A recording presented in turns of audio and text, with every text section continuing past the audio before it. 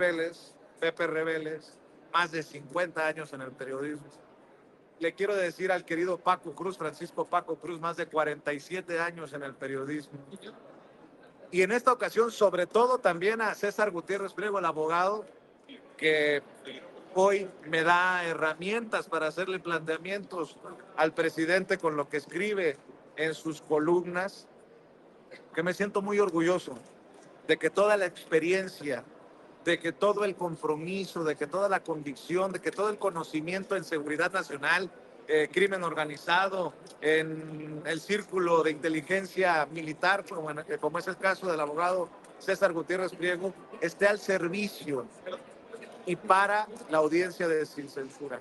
Gracias por el compromiso y desde aquí les mando un abrazo y espero haber sido lo suficientemente emotivo para decirles lo orgulloso que estoy de que estén dándose el tiempo para esta mesa de seguridad nacional. Y mi querido Toño, voy con las cámaras y los micrófonos y desde aquí, si trajera sombrero, me quito el sombrero por Pepe Rebeles, por Paco Cruz y por el querido César Gutiérrez Priego, que hoy no le pedí permiso para mencionarlo en la mañanera, pero apareció por ahí con el tema de ¿está lista las Fuerzas Armadas para una comandante suprema? Y bueno, pues ya escuchamos las reflexiones del presidente Andrés Manuel López Obrador. Y desde aquí, Toño, gracias, muchas gracias. Déjame reacomodarme, déjame incluso conectarme para recargar los dispositivos y a la brevedad nos volvemos a conectar, si te parece. Por supuesto, querido Vicente Serrano, pues ya sabes que también es nuestra admiración por ti. Lo comentaba la gente en nuestros chats, cómo lo hizo Vicente para trasladarse desde el Palacio Nacional tan rápido hasta la Nápoles, ahí donde está el World Trade Center. Bueno, pues con mucha fe y creyendo en Dios, decíamos cuando yo era niño. Y bueno, pues ya los presentó él. Aquí están nuestros queridos compañeros y muy, muy admirados, que como bien menciona Vicente, bueno, pues se dan el tiempo de estar con nosotros. Nos da muchísimo gusto poder platicar con ellos. Saludo con muchísimo gusto al maestro José Rebeles, periodista, escritor. Usted conoce su trayectoria. Maestro, bienvenido a Sin Censura. ¿Cómo le va? Muy buen día a todos los de la mesa, a Paco, al licenciado Gutiérrez Priego y a ti, por supuesto, Toño, un gran abrazo. Un gran abrazo, maestro. Efectivamente, también está con nosotros el queridísimo Francisco Cruz, también periodista y escritor de larga trayectoria. Paco, bienvenido a Sin Censura, esta mesa de seguridad.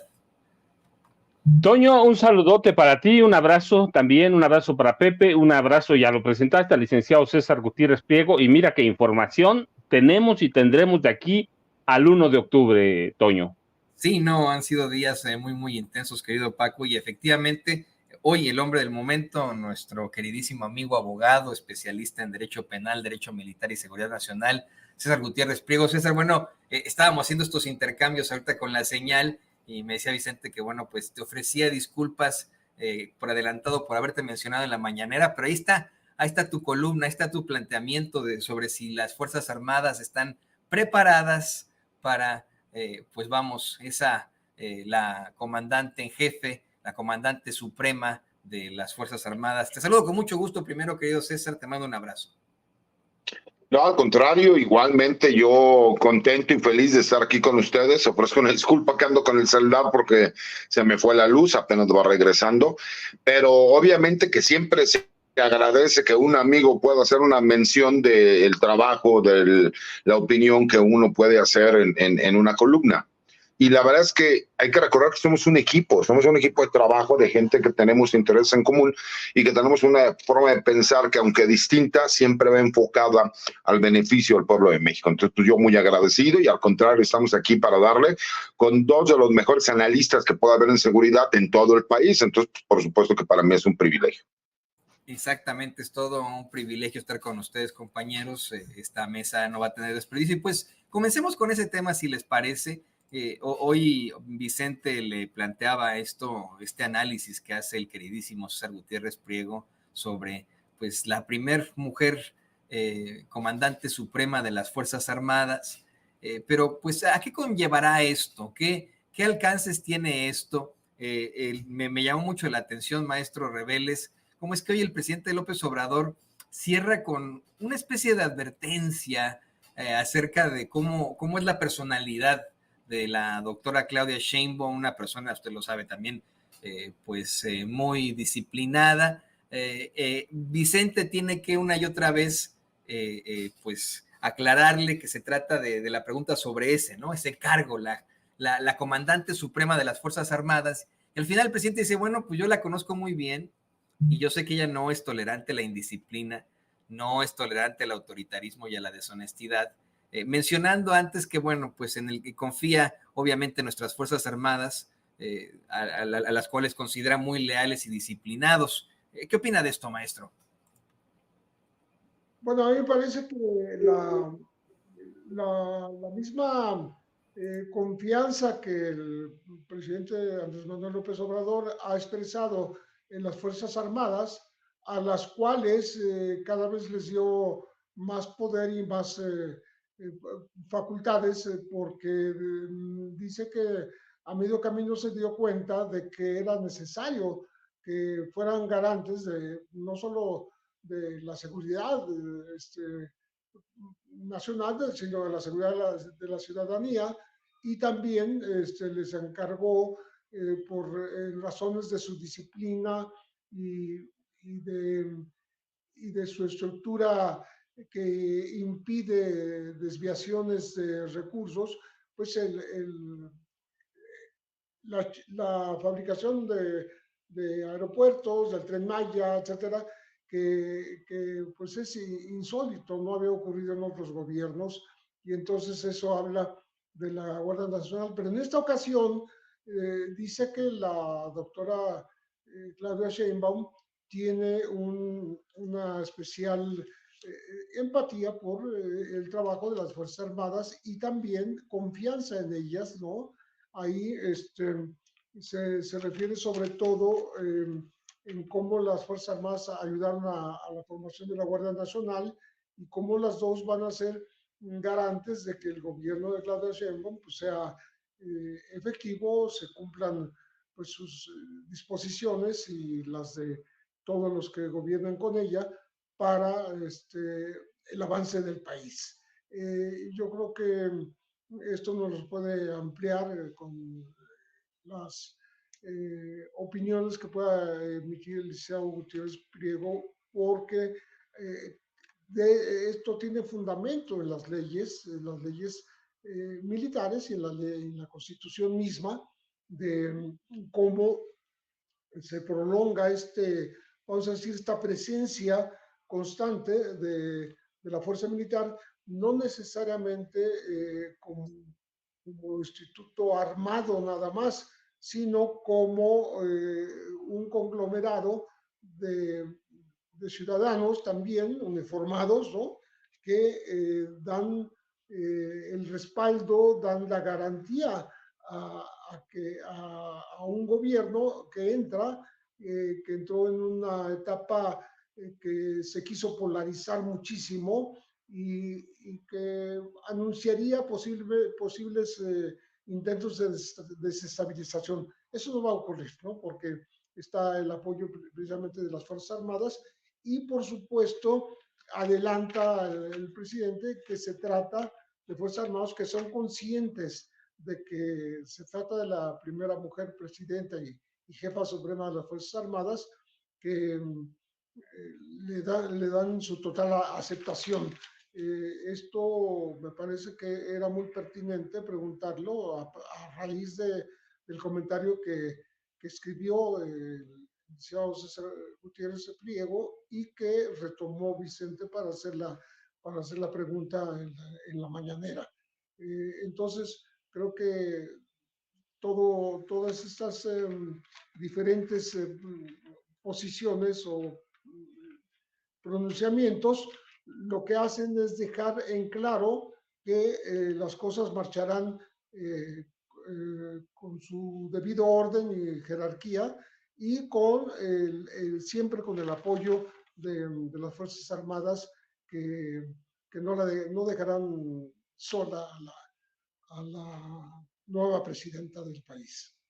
No, y es que el apoyo, maestro, de las Fuerzas Armadas fue fundamental este sexenio. El mismo presidente lo reconoce una y otra vez. Efectivamente, ¿no? Estamos hablando, pues, obviamente, en principio, y le voy a pedir al equipo que nos grabe. Creo que esto también habría que concientizarlo. Se ha hablado mucho de ese intento de golpe blando, de cómo es que se buscaba de alguna otra forma pues convencer a ciertas élites para enfrentar a el gobierno del presidente López Obrador. Intentaron de todo en este sexenio para pues minar al presidente López Obrador, quien termina ya su mandato, su sexenio, con una aprobación hasta límite, ¿no? Absoluta, y con el éxito de haber conseguido pues que sea sucedido por la primera mujer presidenta, que es parte de la Cuarta Transformación, y con una serie de reformas de las que el pueblo en más de 80% está de acuerdo con esto. Pero, querido Paco, estábamos pues pensando en esta idea, ¿no? De cómo es que efectivamente la doctora Claudia Sheinbaum también necesitará de las Fuerzas Armadas para consolidar su mandato, eso es un hecho, ante no solamente la necesidad de pues obras de infraestructura, de apoyo a la población civil en cuanto a programas sociales, sino ese sueño, y perdón que lo ponga sobre la mesa, pero tantas veces han llamado eso, ese sueño que tienen muchos fachos al motín, a la sublevación, a la rebelión, a que en algún momento les haga caso un ejército que, pues usted, todo el mundo lo sabe, es muy disciplinado, es muy fuerte, que es el ejército mexicano, con tal de regresarlos al poder. ¿Qué opinas de esto, Paco?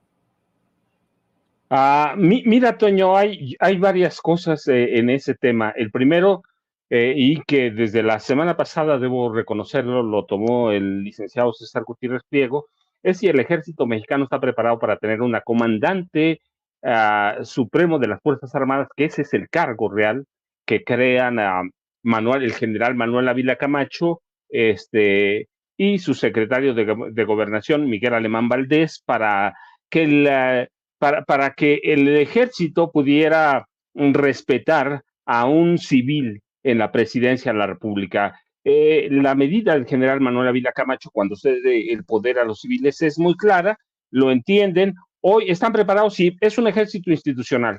Es un ejército institucional, hay una historia, y luego otro, el gobierno López Obrador toma una decisión política con el Ejército y la Marina Armada de México que le va a consolidar su presidencia, ¿sí? Sacar a los militares de la tarea que lo metían, es decir, de matar, que esa era la orden que tenían en los gobiernos de Enrique Peña Nieto, de Felipe Calderón Hinojosa, y les da tareas administrativas, tareas de construcción, tareas de apoyo a la población, trabajo político, trabajo en la construcción de una Policía Nacional. Eso, para mí, es a la medida del sexenio, porque López Obrador, además de que lo quita de tareas que no le correspondían directamente, por ejemplo, matar, teníamos un ejército letal, las cifras están ahí, teníamos una marina letal, le permite tener una fortaleza y hace que la derecha, el conservadurismo mexicano cometa una serie de errores. Para dar un golpe de Estado necesitas una cosa, necesitas muchas, pero una que es fundamental. Las Fuerzas Armadas nunca tuvieron a las Fuerzas Armadas porque el presidente demostró que pueden trabajar y en paz y construir algo para el futuro. Para mí ese es el movimiento del sexenio de López Obrador. Darle a las Fuerzas Armadas una salida que no tenían porque cada vez caían en más desprestigio, matando y matando. La tienen la salida, hoy tienen a una mujer, y para mí eso implica otros retos que son fundamentales. Sí, la llegada a partir del próximo 1 de octubre de la doctora Claudia Sheinbaum Pardo a la presidencia de la República puede tener una salida para buscar la desmilitarización de este país, como primero haciendo conciencia entre las Fuerzas Armadas, la Marina, de que es necesario que las Fuerzas Armadas cuenten o puedan contar con una persona, con un civil como jefe. Si es una mujer, mucho mayor, mucho mejor, claro, con un civil.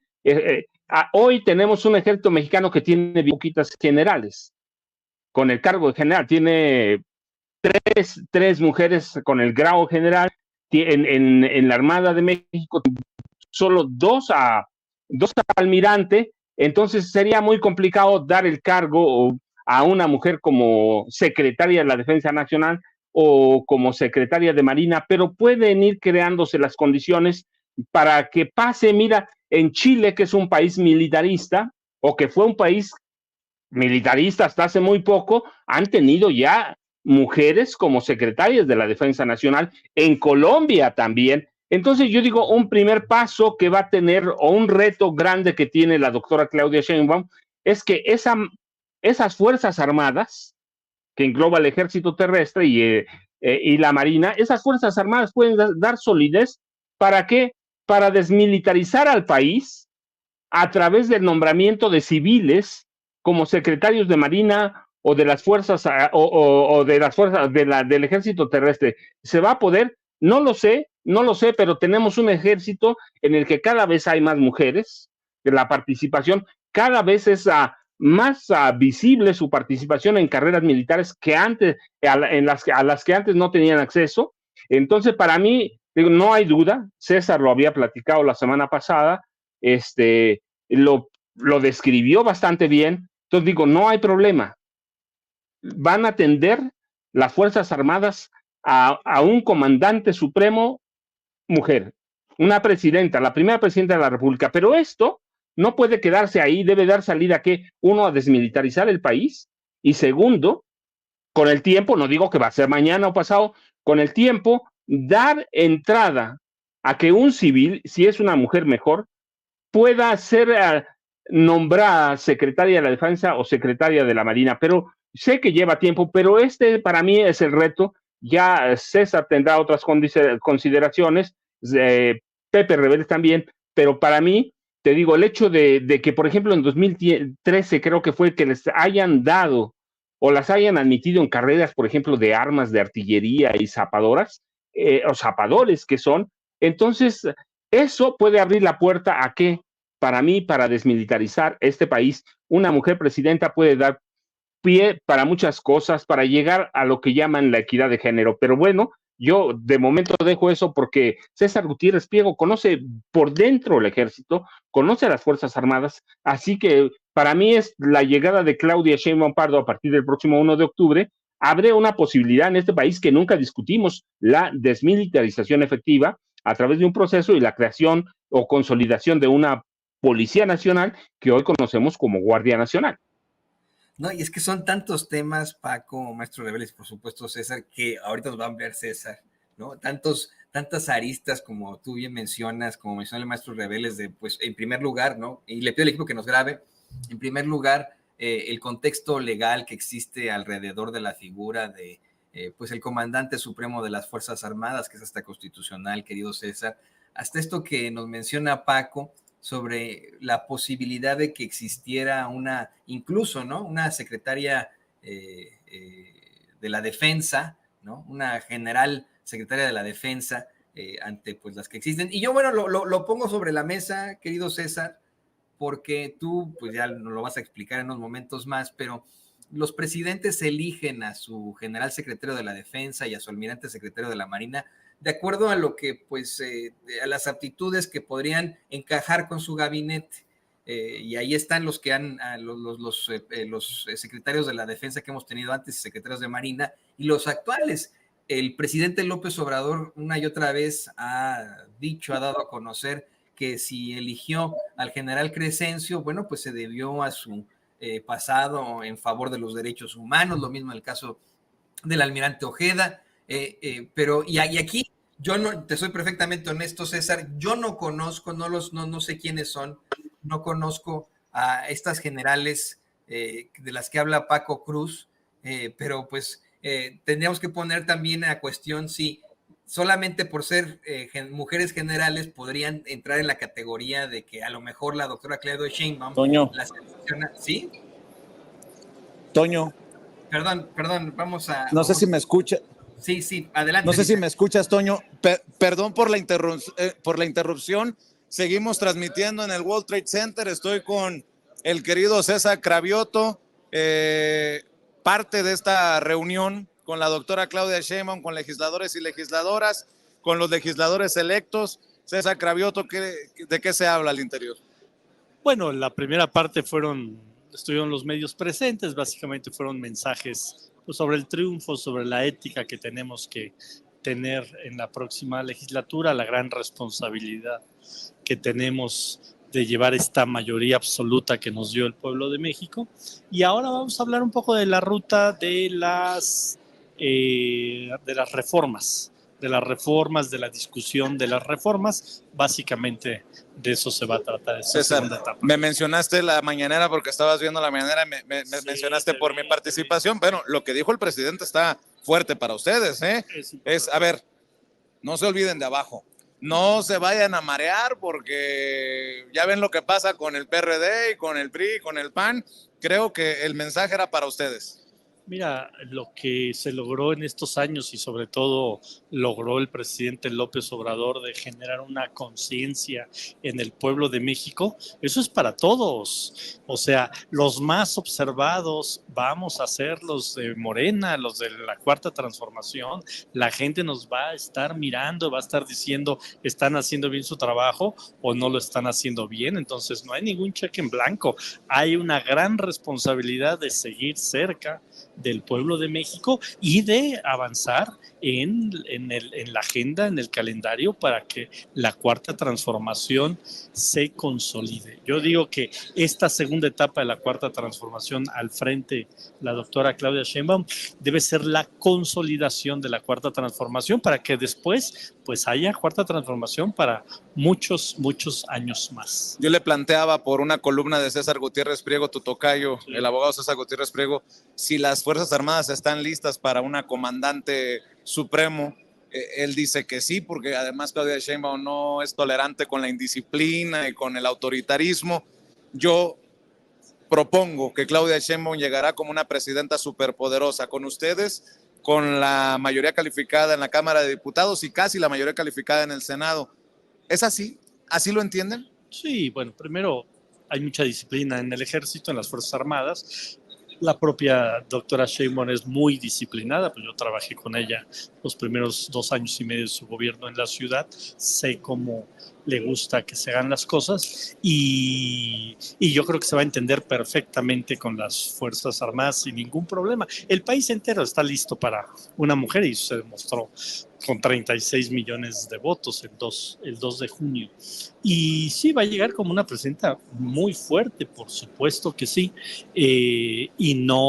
pero no va a utilizar esa fuerza que le dieron los votos para avasallar, ni mucho menos. Va a ser cuidadosa, va a escuchar. Por eso esta ruta que planteó de que haya debate no solo en la Cámara o en las cámaras, sino fuera de las cámaras, que todo mundo opine para que se pueda robustecer y mejorar la iniciativa de la ley al Poder Judicial, la reforma al Poder Judicial, pero de las demás leyes también. Entonces, que nadie se asuste, no somos como los del PRI que llegaban y con su mayoría subían el impuesto al IVA y hacían barbaridad y media y entregaban los bienes de la nación a los privados. No, nosotros vamos a siempre legislar a favor del pueblo de México, eso que la gente lo tenga muy presente. Para dejarte correr, porque sé que andas ocupado, agradecerte siempre tu generosidad con Sin Censura, pero la unidad importante también. No. Los que compitieron con ella,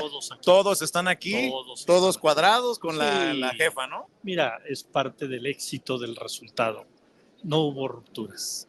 Del otro lado hubo muchas rupturas, de este lado no hubo rupturas. Y si ves a muchos compañeros que están aquí adentro, pues estuvieron recientemente en otros proyectos y hoy han decidido estar acá y qué bueno, de eso se trata. Siempre con la mira de los principios de la Cuarta Transformación, pero bienvenidos. Y habrá otros que se van a formar, que van a decir, ya también quiero estar en la Cuarta Transformación y tenemos que seguir abiertos, insisto, siempre con la claridad de que aquí hay principios, hay una ética en la forma en que debemos de comportarnos, los que llegamos por el voto de la Cuarta Transformación, y mientras todo mundo entienda eso, bienvenidos todas y todos que quieran sumar a la Cuarta Transformación. Ya sabes que se te estima. Igualmente, Vicente, y como siempre lo digo, parte del triunfo es de los medios independientes, de los que se la jugaron para dar otra visión de la realidad, una visión más ciudadana, una visión sin fake news, y sigan con estos proyectos de los medios alternos porque son parte de la transformación del país, fundamentales. El triunfo también es de ustedes. Gracias. No electoral, pero cada día los medios se tienen que democratizar más y ustedes han demostrado que se puede. Te agradezco mucho. Gracias. César Cravioto, mi querido Toño, regresamos. Sí, gracias, César. Regresamos las cámaras y los micrófonos y disculpen ustedes que, pues, aquí estamos y con los protagonistas, mi querido Toño. Gracias, Vicente. No, muy interesante lo que comenta el senador César Cravioto sobre esta unión y pues cómo cierra. Le agradecemos el reconocimiento que nos hace. Pero bueno, para seguir con la mesa, le pido al equipo que nos grabe. Estábamos platicando de esto, creo que ya dimos un panorama ahí, pero pues, ¿qué sabes tú? ¿Qué nos puedes contar tú sobre la próxima o el próximo secretario, general secretario de la Defensa? ¿Es factible que sea una secretaria general secretaria de la Defensa, una general secretaria de la Defensa? Hasta cuesta un poco de trabajo decirlo, ¿no?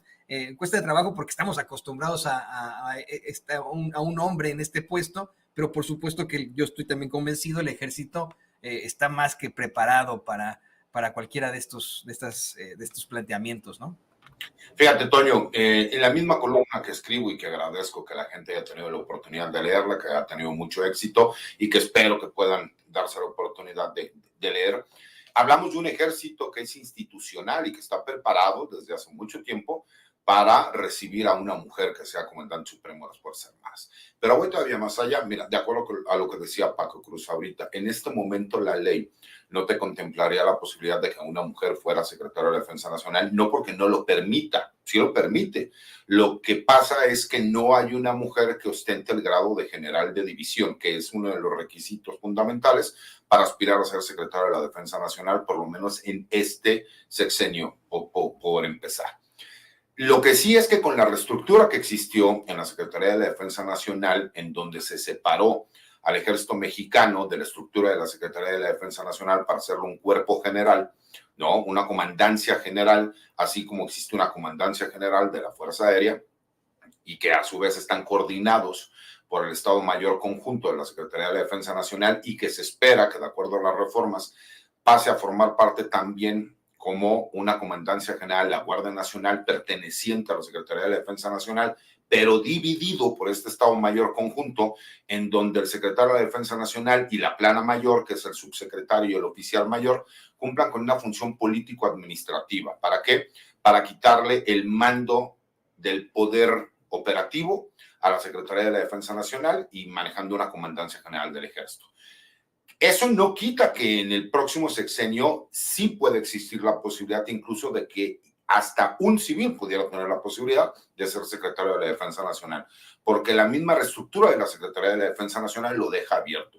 Pero asimismo, como bien lo mencionó Paco, ¿no? Y como lo mencionó también José, existe ya la posibilidad de que las mujeres, no solo las generales de medicina militar que nosotros conocemos, y que ahora también pues hay algunas otras carreras como ingenierías militares que han tenido la oportunidad de ascender al grado de general brigadier y general de brigada, tengan la posibilidad de llegar a ser generales de división.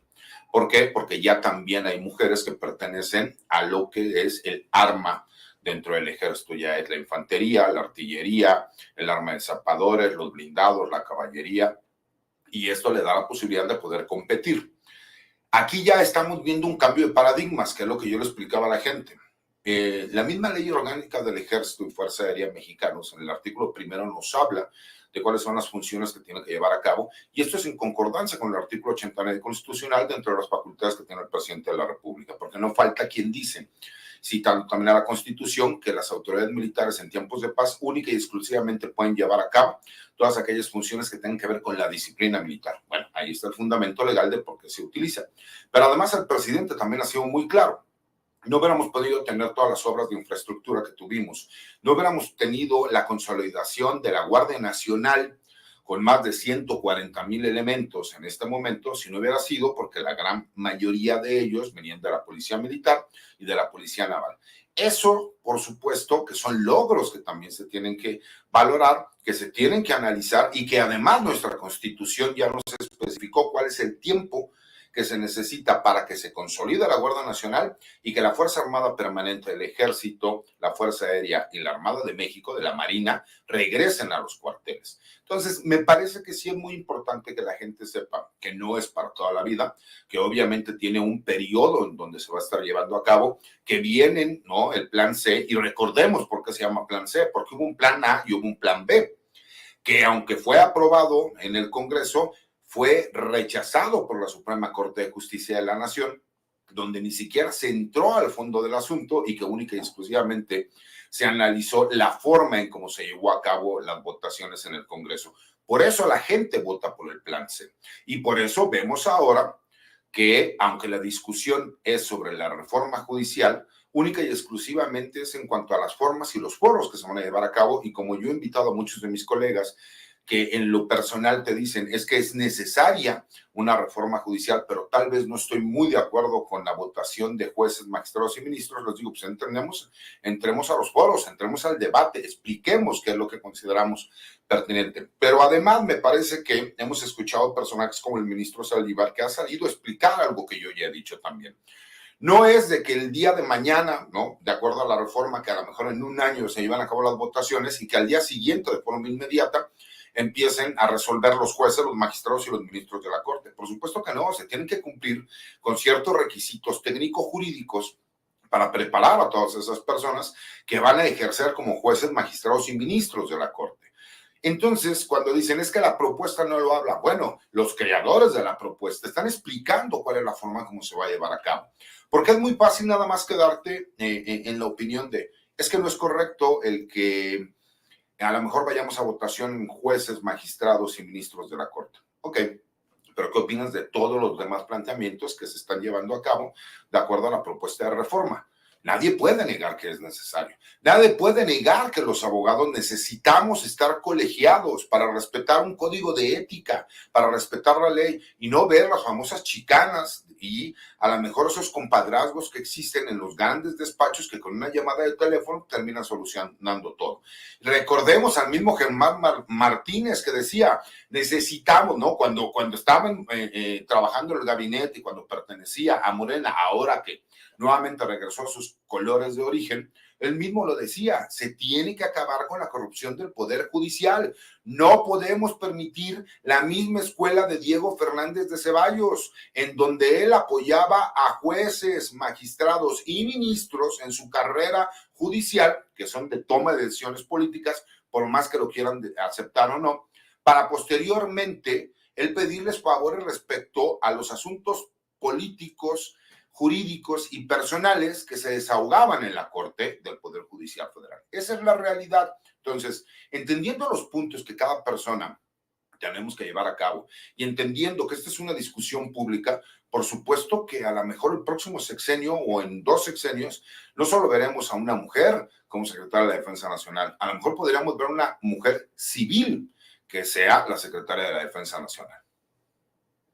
Pues qué interesante esto está, pero mira, de verdad, todo el mundo lo tiene al pie de los escritorios y bueno, vamos a ver en qué deriva todo esto. En estos momentos la doctora Claudia Sheinbaum está reunida con legisladores electos de su partido de Morena y los aliados, pero me imagino que llegará a un punto en el que tendrá que seleccionar y determinar a su general secretario de la Defensa, y como bien me menciona César, pues no se puede en estos momentos porque, y eso no lo sabía, yo tiene toda la razón, no sabía que no había todavía una general que ostente el grado de general de división, son todas brigadier, ¿no? Entonces eso es muy, muy importante.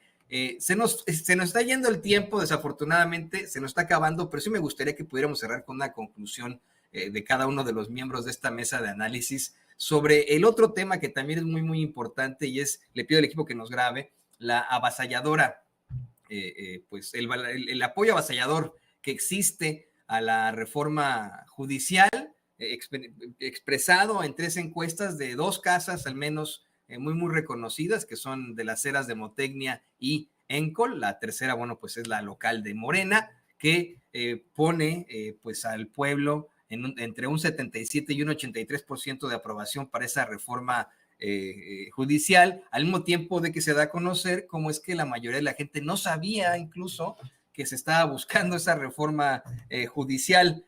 Para cerrar, maestro Reveles, por favor, si nos puede hacer una conclusión sobre esto, esta avasallador apoyo. Sí, estas encuestas son sumamente interesantes. No habrá no faltará quien diga que pues, son muy a modo, pero la verdad es que son bastante amplias y el hecho de que mínimo el 77% de los encuestados diga que apoya la reforma judicial, pues es bastante relevante. ¿Por qué? Porque también está aparejada la opinión sobre la aprobación de jueces, magistrados y ministros en las urnas, ¿no? A mí me parece que este segundo punto, hay que decirlo con toda claridad, podría haber marcado un posible diferendo entre el propio presidente y la presidenta electa con respecto a los tiempos, ¿no? Como que se quiere dejar ya hecho el asunto, ya aprobado antes de que entre en funciones la nueva presidenta y parece que ella estaba pensando en hacerlo una vez entrando a la pues a la silla presidencial, lo cual tenía que ver con la preservación de la opinión que tienen los mercados internacionales y que podía afectar a la economía y a la paridad peso-dólar por digamos, esa prisa por dar la reforma de 100%, incluyendo la elección en las urnas, ¿no? Pero me parece que se encontró una fórmula, ¿no? Que es el buscar en estos foros, en estas discusiones que ya se aprobaron, que se van a hacer en el país, para que también sea discutido, sea debatido y no sea algo que por el solo hecho de haberse propuesto en febrero pasado, ya sea una especie de mandato, ¿no? De llevarlo, ¿no? Creo que hay cuestiones que no le gusta, obviamente, a los representantes del Poder Judicial y que no son tan conocidas, pero que por supuesto les afectan, ¿no? El hecho de que va a haber posiblemente 9 y no 11 años de vigencia en el encargo de los ministros, el hecho de que haya, digamos, deje de haber una pensión vitalicia y que haya un tope salarial. Eso sí les duele, ¿no? Porque si alguien ha sido privilegiado en este país, han sido los ministros justamente con los ingresos que son muy superiores incluso a los del presidente de la República, ¿no?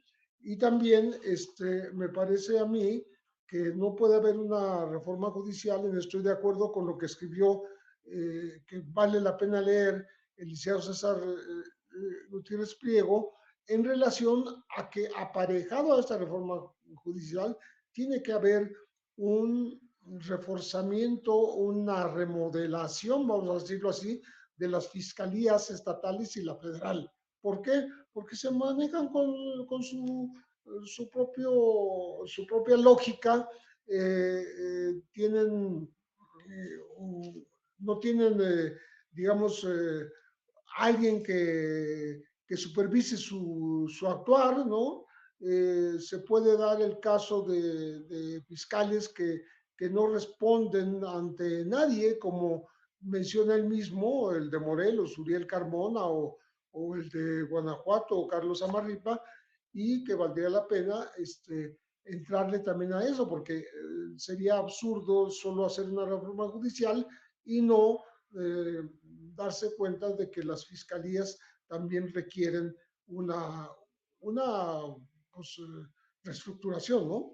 Entonces, creo que esto ya marcha, ahora sí en acuerdo entre el presidente y la presidenta electa, que estará en funciones en octubre, y eso le da una cierta tranquilidad a los mercados, también le da pues tranquilidad, bueno, le da satisfacción a las encuestas que se presentaron con respecto de lo que opina la gente, y finalmente, pues lo que augura es que habrá jueces más probos, más, digamos, apegados a derecho, que no cometan pues injusticias y abusos, y sobre todo que quien salga beneficiado sea el pueblo de México y no solamente los poderosos, como había sido hasta ahora, o los traficantes, ¿no? Como dijo Andrés Manuel López Obrador, ¿no? Dice que no es que los delincuentes y las bandas y los delincuentes de cuello blanco van a resolver ahora, sino que ya lo están haciendo. Entonces lo que se trata es de impedir que lo continúen realizando. Y creo que va en buen camino esta reforma, que no les gusta a todos, sobre todo a los que van a salir afectados, pero que con toda esta mayoría con la cual llega Morena en la Cámara de Diputados y casi la absoluta mayoría también en el Senado, pues se van a conseguir sin duda avanzar en esta reforma judicial. El maestro Rebeles no tiene redes sociales, ya nos lo ha advertido varias veces así, pero aquí siempre le recomendamos sus libros. Usted lo sabe perfectamente, es un periodista de larga trayectoria, gran escritor, el maestro José Rebeles, a quien le agradecemos su comentario final. Le pido también al equipo que nos grabe para escuchar al queridísimo Francisco Cruz sobre pues el apoyo avasallador a la reforma judicial y lo que mencionaba el maestro Rebeles, ¿no? De esto de que no solamente se está planteando la elección de impartidores de justicia, sino también de fiscales, querido Paco. Mira, Toño, Pepe, César, hay varias consideraciones. La primera, es un hecho ineludible de que va a haber una reforma judicial. Es un mandato popular que será a través de casi 36 millones de votos, pero la encuesta muestra un resultado que no está tan claro, pero habría que atenderlo. 49% de la población desconoce que se quiera hacer una reforma y qué tipo de reforma judicial. Creo que sí haría bien a la presidenta electa, el presidente saliente, harían bien, primero, promocionar bien las reformas, publicitarlas bien, hacerle entender, no hay que hacerle mucho entender a la gente, sino qué es lo que se quiere, porque sí es preocupante ese 49% cuando se ha publicitado por meses. Pero claro, también hay que decir, estábamos inmersos en un proceso electoral que duró casi un año y que robó más la atención. Así que esa es la primera. La segunda, habría que atender a aquellas voces que advierten que puede darse un sistema mixto. Es decir, algunos por elección, otros a través de un proceso de selección muy definido, muy hecho en algunos otros países, y habría que tomar la experiencia. Tercero, mira, yo lo dije con relación al gobierno de Andrés Manuel López Obrador cuando tomó posesión como presidente. Sí hace falta que el gobierno, ya no porque ya no lo va a hacer López Obrador, no tiene ninguna necesidad, pero Claudia Sheinbaum Pardo sí, cabildee un poco. En Washington, por ejemplo, sí es importante que conozcan, si en algo fueron exitosos el PRI y el PAN, es en su sistema de cabildeo hacia el exterior. En Estados Unidos, este país se hundía en crisis permanentes con el PRI, devaluaciones, imposiciones, era una dictadura perfecta, pero en Estados Unidos pensaban que estábamos bastante bien. ¿Por qué? Porque había un trabajo de cabildeo, que hacían los mismos que están ahora. Con el PAN pasó lo mismo, y de pronto tienes al primer socio comercial de Estados Unidos, que es México, así que es importante, sí, que se conozcan lo que está haciendo. La misma Claudia Sheinbaum Pardo estudió por allá. Entonces, de entender la magnitud de la medida que van a tomar. Nosotros no necesitamos porque... Compañeros, también para escuchar el comentario final de nuestro queridísimo César Gutiérrez Priego. Tú también ya lo mencionas, de hecho, en otra de tus columnas, la posibilidad de que pues concienticemos también el hecho de que no solamente se va a buscar que se elijan a los impartidores de justicia, sino a otras figuras dentro del Poder Judicial. Querido César.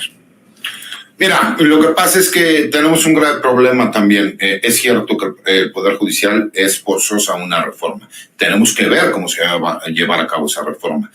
Pero gran parte del problema que tenemos respecto a la delincuencia que existe en el país también es por la Procuración de Justicia, que eso tiene que ver con las fiscalías.